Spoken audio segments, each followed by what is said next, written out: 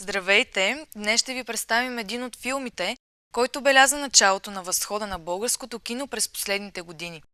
Неговата добра рекламна кампания и неоспоримите качества на продукцията проправиха пътя и дадоха пример на останалите в каква посока трябва да се развива родното кино. Част от вас може би вече са се досетили, че това е "Светът е голям и спасение дебне от всякъде", базиран на едноименият роман на Илия Троянов.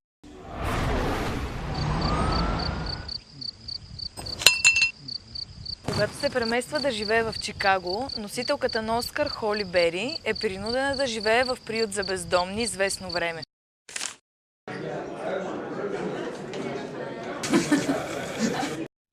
В края на седмицата, когато посветихме специално на филмът "Лора от сутрин до вечер", бихме искали да ви запознаем с режисьорът на филма Димитър Коцев Шошо.